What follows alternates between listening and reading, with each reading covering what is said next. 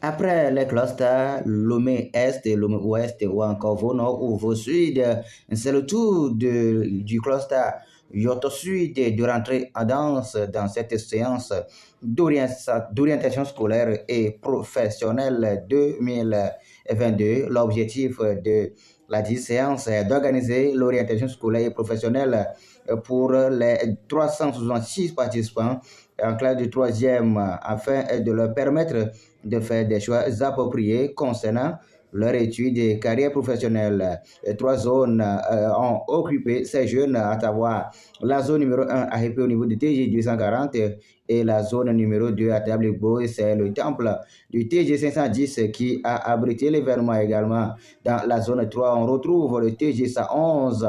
Ces brevetés répartis selon ces trois zones ont suivi avec attention la séance d'orientation scolaire et professionnelle. L'objectif est de communiquer à ces participants en classe de troisième et terminale les informations précises et pertinentes sur le système éducatif et le marché de l'emploi du Togo.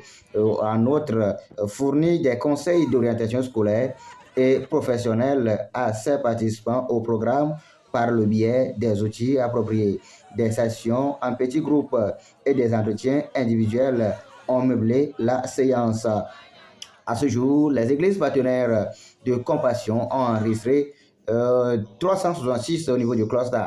D'autres Sud qui ont eu leur BPC cette année et dans le programme, parmi lesquels on note ceux-là qui également viennent de quitter la quatrième pour la classe de troisième. L'une des grandes difficultés auxquelles les participants sont confrontés aujourd'hui après leur examen est le choix des filières. Aussi se trouve-t-il forcé de poursuivre des études dans lesquelles ils n'ont pas excellé, avec la clé, la dévotion, la démotivation et l'échec. Cette intervention aujourd'hui vise à offrir à ces participants un cadre propice d'accès aux informations et conseils appropriés. Voici donc quelques-unes des raisons qui ont motivé les organisateurs. Écoutons quelques participants lors de la séance. Par rapport à la séance, j'ai retenu beaucoup de choses et j'ai appris beaucoup de choses que je ne connais pas. Avant, j'avais pris la F3. Selon les organisateurs et les explications, j'ai compris que la F3, ce n'est pas pour moi, que c'est la série D pour devenir docteur un jour. Un docteur un jour. Oui. Alors, en général, comment tu as trouvé la séance? Cette séance, c'est très bon et je remercie à tous les organisateurs. Cette année, j'ai eu mon BPC. Oui. Aujourd'hui, on nous a enseigné concernant les critères d'orientation scolaire. Et ce qui m'a beaucoup plu, c'est qu'on nous a enseigné comment on va faire d'efforts, nous pouvons faire d'efforts pour connaître notre série que nous devons faire pour bien construire notre avenir. Et pour moi, j'ai choisi la série A4 parce que dans mon avenir, je veux devenir une grande artiste. En classe de troisième, je suis allée en classe de seconde. Tu as réussi au cette année. Avec quelle mention? Très bien. Mention très bien. Waouh. On nous a enseigné comment nous orienter et on nous a aussi appris comment choisir nos séries par rapport à nos grands d'avenir. Et ne pas choisir, la série D. La série D pour être assistante en génie civil et passer une formation pour devenir doctoresse. Wow. Alors, quelle est ton impression par rapport à la séance qui s'est tenue ce matin? Mon impression que j'ai trouvé cette séance satisfaisante et je remercie les organisateurs. Je leur donne tout et je les embrasse très fort pour l'année prochaine pour qu'ils nous enseignent encore plus. Merci. Série correspond à ton rêve, ce que tu veux devenir, et tes notes obtenues en classe sont favorables à la série. On a appris beaucoup de choses, mais moi, j'ai appris tellement de choses, et je suis très en joie, car j'ai choisi la série G3. Orientation scolaire et professionnelle. Finalement, qu'est-ce qu'on peut retenir de la séance qui s'est déroulée ce samedi 20 août 2022 dans le cluster Yoto Sud? éléments de réponse avec l'un des conseillers reçus au micro de nos envoyés spéciaux. Aujourd'hui, c'est l'apothéose, c'est la clôture. Sinon, les ateliers d'orientation ont commencé depuis mardi dans le Grand Lomé où ces ateliers ont duré 2 jours. Et depuis jeudi et vendredi, nous avons entamé la région maritime. Aujourd'hui, c'est la dernière journée. Et dans l'ensemble, je pourrais dire que tout s'est bien passé puisque j'étais pratiquement sur le terrain, pas forcément pour coordonner les activités, mais j'ai animé dans certains projets et je me suis rendu compte de l'intérêt que ces sessions, ces ateliers avaient pour les apprenants. Et également, dans ce projet, nous avons constaté que les enfants étaient très motivés, ils avaient un intérêt très accru vu l'attention et la concentration qu'ils ont manifesté lors des animations. Et particulièrement dans le cadre de ces ateliers, on avait un agenda qui était de manière calée, qui était quotidien. On a développé 2 modules. Le premier module a concerné l'importance et les critères de l'orientation parce qu'aujourd'hui, l'orientation est un vivier très important.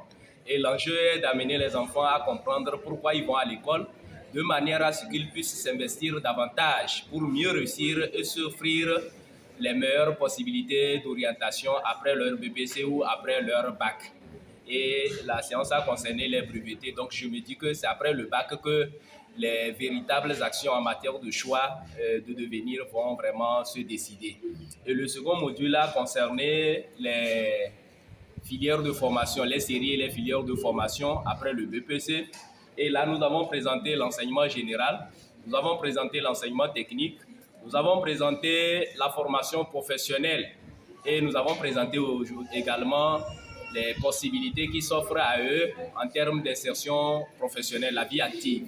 Et particulièrement, je voulais faire un clin d'œil à la formation professionnelle parce que dans le contexte togolais, on a toujours pensé que l'apprentissage d'un métier était réservé uniquement à des gens qui auraient échoué à l'école. Aujourd'hui, la tendance est en train de changer.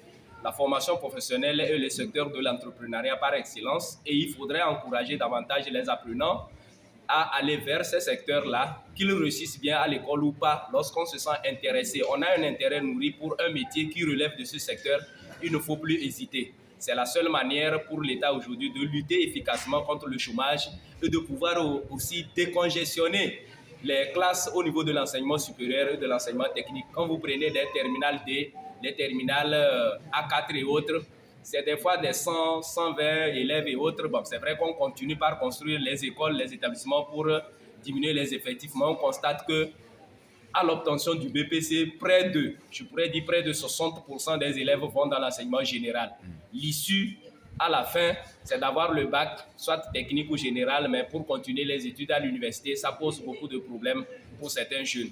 Donc l'idéal aurait été très tôt que chaque enfant se découvre de façon approfondie pour voir si j'ai les dispositions pour continuer à l'université, que je puisse continuer. Si je n'ai pas, je peux avoir mon bac, peu importe l'indice, et directement aller vers la formation professionnelle et se prendre en charge avec la possibilité, bien entendu, de pouvoir évoluer. Aujourd'hui, on peut avoir son bac, faire un CAP ou un BT en maçonnerie, un BT en génie civil.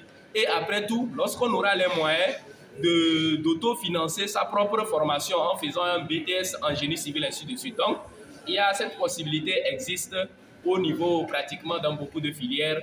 Et je voudrais, à travers ce canal, vraiment exhorter les jeunes à s'investir sérieusement. Et lorsque cet effort est fait et que l'école, ça ne va pas, ce n'est pas la fin du monde, la formation professionnelle, il y a beaucoup de possibilités pour pouvoir tirer son épingle du jeu. Je vous remercie. Merci, M. Mathieu. Merci.